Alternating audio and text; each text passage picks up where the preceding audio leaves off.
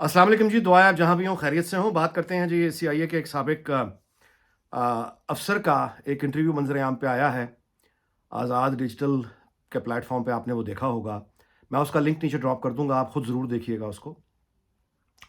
اس پہ بات کرتے ہیں اس انکشافات پہ جو اس نے کیے ہیں کہ عمران خان نے امریکہ کے خلاف جب بیانیہ بنانا پاکستان میں شروع کیا، سائفر والا سارا وہ جو ڈرامہ تھا، اس سے پہلے اس نے امریکن ایمبیسڈر کو بلایا اور بلا کر یہ کہا کہ میں امریکہ کے خلاف یہ بیانیہ بنانے جا رہا ہوں، تو تسی بھائن میری گل نو دل تے نہ لینا۔ مطلب آپ نے دل پہ نہیں لینا، میں یہ ایک ڈرامہ کرنے جا رہا ہوں، اس کا حقیقت سے کوئی تعلق نہیں ہے، لیکن آپ نے اس کو سیریس نہیں لینا، برا بھی نہیں منانا۔ اس پہ بات کرتے ہیں۔ دوسرا جی،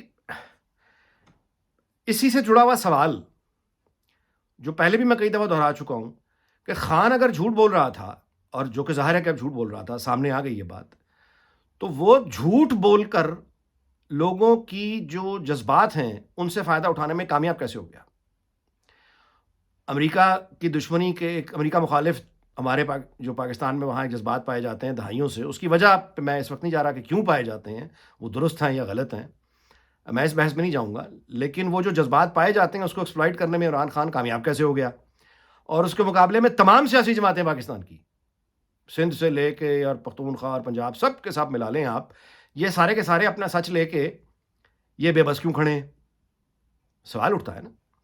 اور تیسرا، اگر وقت ملا تو آپ سے میں گزارش کروں گا کہ چائنا جس نے دھوبی پٹکا، وہ امریکہ کو بھی پکڑ رکھا ہے، یورپی یونین کو بھی پکڑ رکھا ہے۔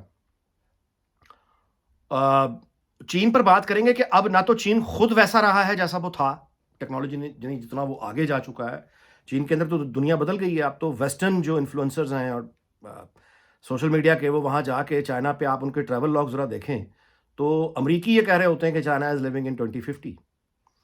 تو چائنا یہ ترقی، یہ ٹیکنالوجی ایکسپورٹ کرے گا نا، تو اس سے ہماری زندگیوں میں کتنی حیرت انگیز تبدیلیاں آنے والی ہیں۔ پہلا موضوع یہ کہ وہ جو افسر ہے اس کا میں نے لنک نیچے ڈراپ کر دیا ہے، آپ ضرور سنیے گا۔ اس میں انہوں نے یہ انکشاف کیا ہے کہ امریکن ایمبیسڈر سے ملاقات مانگی عمران خان نے، اور امریکن ایمبیسڈر کو یہ کہا کہ میں امریکہ کے خلاف یہ بیانیہ بنانے جا رہا ہوں، آپ نے اس کو یعنی دل پہ نہیں لینا اور برا بھی نہیں منانا۔ تو امریکی ایمبیسڈر نے ہنس کے کہا کہ ہمیں کوئی فرق نہیں پڑتا، اس سے دنیا بھر کے ملکوں میں لوگ اپنی اپنی ضرورتوں کے مطابق، کوئی ہماری حمایت میں، کوئی ہماری مخالفت میں سیاست کرتا ہے، ہمیں اس سے کوئی فرق نہیں پڑتا۔ تو یہ انکشاف سامنے آ گیا۔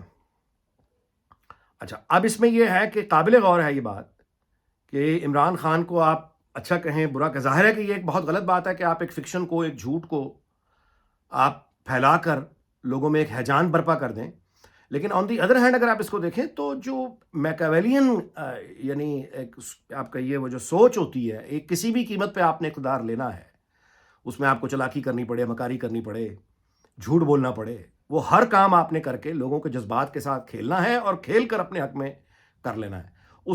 یہ ایک ایسا راستہ ہے کہ اس راستے میں نہ تو آپ کی پرفارمنس آپ سے پوچھی جاتی ہے، نہ کوئی لیاقت یا قابلیت پوچھی جاتی ہے، نہ جو آپ نے اقتدار میں رہ کے حاصل کیا ہوتا ہے اس کا کوئی یعنی حساب کتاب بھی نہیں ہوتا، کیونکہ جذباتی نعروں میں سب کو الجھا دیا جاتا ہے۔ کبھی یہ جذباتی نعرے نیشنلٹی، ملک کے نام پر ہوتے ہیں، قوم پرستی پر ہوتے ہیں، کبھی یہ مذہب پر ہوتے ہیں، کبھی زبان پر ہوتے ہیں، کبھی نسل پہ ہوتے ہیں۔ تو یہ لوگ جو یہ کام کرتے ہیں وہ وقتی فائدہ اٹھانا خوب جانتے ہیں، لیکن ایسے لوگوں میں ڈیپتھ نہیں ہوتی، اور ایسے لوگوں کے ساتھ اب لانگ ٹرم قوم کا مستقبل ایسے لوگوں کے ہاتھوں میں دینا خطرناک ہوتا ہے۔ لیکن مصطفیٰ نواز کھوکھر کا میں ایک انٹرویو سن رہا تھا، اسد طور کے ساتھ، بہت اچھا گفتگو اسد طور نے سلسلہ شروع کیا ہے، جس میں اس نے مصطفیٰ نواز کھوکھر نے بڑی ٹھیک بات کی کہ اب پاکستانی قوم کی ضد بن گئی ہوئی ہے، اس کو لانا ہے۔ یہ فزکس کا سمپل سا ایکشن کا ریئیکشن ہوگا، جتنی سختی سے کسی چیز کو دبایا جائے گا اتنی سختی سے اس کا رد عمل آئے گا۔ تو وہ ضد بن گئی ہوئی ہے۔ یہ جو انکشاف سی آئی اے کے افسر کا آ گیا ہے، اس انکشاف کو یعنی کیا ووٹ بینک پہ کوئی اثر پڑ جائے گا پی ٹی آئی کے، یا پی ٹی آئی کے ماننے والوں کو کوئی اثر پڑ جائے گا؟ سوال ہی پیدا نہیں ہوتا۔ وہ یہ سن کے کہیں گے بس ٹھیک ہے، خانہ ٹھیک ہی تھا، ووٹ پھر بھی اس کا ہے۔ آپ میری بات سمجھ رہے ہیں؟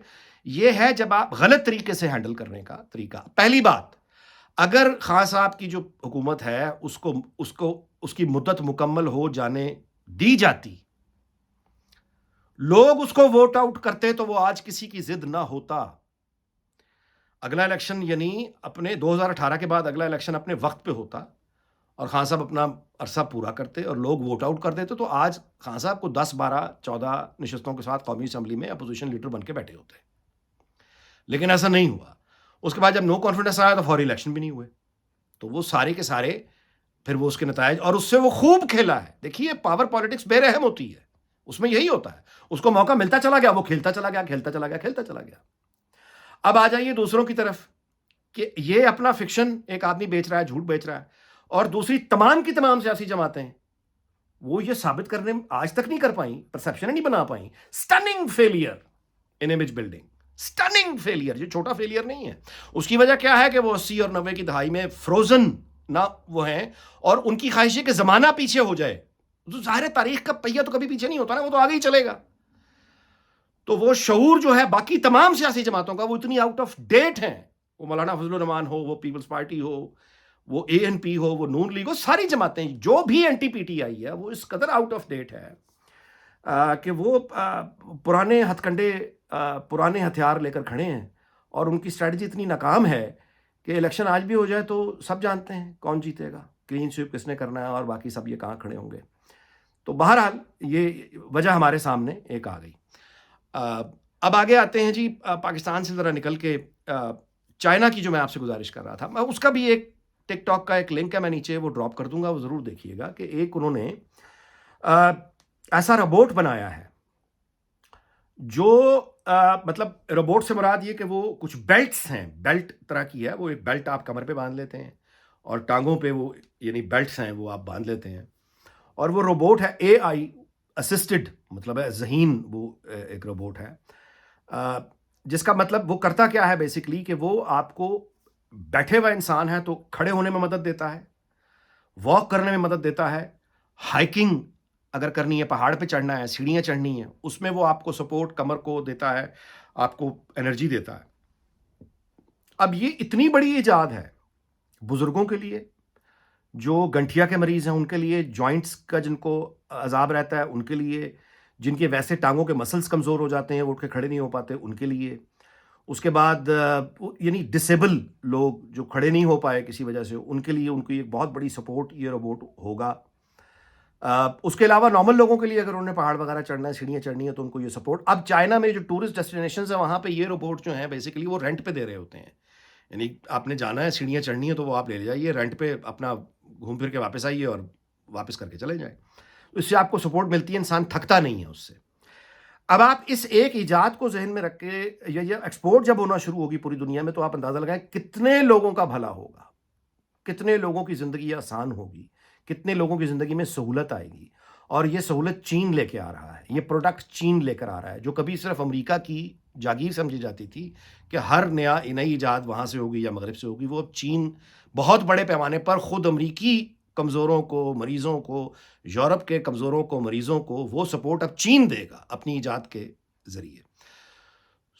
یہ میں نے آپ کو اس کا خیر کا اور ایک اچھا پہلو بتایا. But on the other hand وہ ڈارک فیکٹریز جن کا میں گزارش کرتا رہتا ہوں، جہاں پہ لوگوں کی ضرورت ختم ہو گئی ہے، ڈارک فیکٹریز جہاں پہ فون بن رہے ہیں، ڈارک فیکٹریز اس لیے کہا جاتا ہے کہ وہاں لائٹ ہی آن نہیں ہوتی، وہاں بندہ کام کرنے والا ہے ہی کوئی نہیں، روبوٹ کام کر رہے ہیں، اور وہ ایک ایک گھنٹے میں ہزاروں موبائل فون تیار کر دیتے ہیں، نقص ہوتا نہیں ہے. تو یہی روبوٹ آپ کو کل کو یہ آپ کو کراچی کے بازاروں میں، پشاور کے بازاروں میں، اسلام آباد، پنڈی، لاہور، کوئٹہ، مطلب یہ پاکستان کے بازاروں میں جو دکان کے اندر لوگ کام کرتے ہیں، بہت بڑی لیبر کا ایک حصہ پوری دنیا میں ہے، وہاں پہ آپ کو روبوٹ کھڑے ہوئے نظر آئیں گے. اور یہ وہ انارکلی میں وہ بینر لگے ہوں گے مال روڈ پہ کہ قسطوں پہ روبوٹ حاصل کیجئے، اتنے مہینے کی قسط، ایک روبوٹ لے کے آئیے، جھنجھٹ سے آزادی پائیے. یعنی لوگوں کے گھر میں صفائی کا کام، برتن دھونے کا کام، اس طرح کے کام روبوٹس کریں گے. فیکٹریوں میں مزدوروں کا جو کام ہے یہ روبوٹس کریں گے.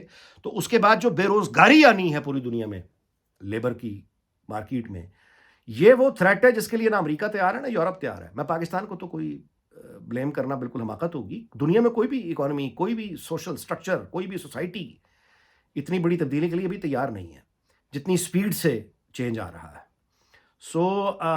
یہ تصور کرنا کہ پاکستان میں ابھی اس کے لیے کوئی غور و فکر ہونا چاہیے، بالکل فضول بات ہے. وہاں تو کسی کے پاس وقت ہی نہیں ہے ان چیزوں کے لیے. لیکن انڈیویجولی البتہ آپ اگر اس بات کو ذہن میں رکھیں تو آپ انفارمڈ ہوں گے، تاکہ آنے والا وقت آپ کے لیے ایک غیر متوقع ایسا چیلنج بن کے نہ آ جائے کہ ایک دم ہی کام چلا جائے، روزگار چلا جائے، اور آپ بیٹھے سوچ رہے ہیں اب میں کیا کروں. بہتر ہے کہ آپ اگر جس بھی عمر کے حصے میں ہیں، چین سے سیکھیے. اور چائنا نے اپنے بڑے شہروں میں جو سکولز ہیں انہوں نے روایتی سبجیکٹس اب ہٹا دی ہیں. اسکولز میں جو بچوں کو لازمی سبجیکٹ پڑھائے جاتے تھے انہوں نے وہ تبدیل کر دیے ہوئے ہیں. اب وہ بچوں کو نرسری سے اے آئی، روبوٹکس اور انفارمیشن ٹیکنالوجی، یعنی آرٹیفیشل انٹیلیجنس، انفارمیشن ٹیکنالوجی اور روبوٹکس، وہ اپنے بچوں کو اسکول پرائمری سے پڑھانا شروع انہوں نے کر دیا ہے. اور جس بھی عمر کے حصے میں ہیں، کوئی بھی اسکل اگر آپ آن لائن حاصل کر سکتے ہیں تو لازمی کیجئے. ہمیں یقیناً اپنے بچوں سے، اپنے چھوٹے بھائیوں سے، اپنی اولادوں سے، اپنے بیٹوں سے، اپنی بیٹیوں سے ٹیکنالوجی سیکھنی چاہیے اور سیکھنی پڑے گی. اور اس میں کسی طرح کی کوئی شرم یہ بندے کرنا، یہ بیسیکلی یہ اصرار ہے کہ ہم نے لا علم ہی رہنا ہے. اس میں ان باتوں میں انا نہیں ہوتی. سیکھنا چاہیے، ہر دن سیکھنا چاہیے. اچھا جی، اس دعا کے ساتھ کہ اللہ تعالیٰ پاکستان کو، دنیا بھر کو شاد اور آباد رکھے. آپ سے اجازت چاہتا ہوں، اگلی ویلوگ میں ملاقات ہوگی. اپنا خیال رکھیے گا. اللہ حافظ.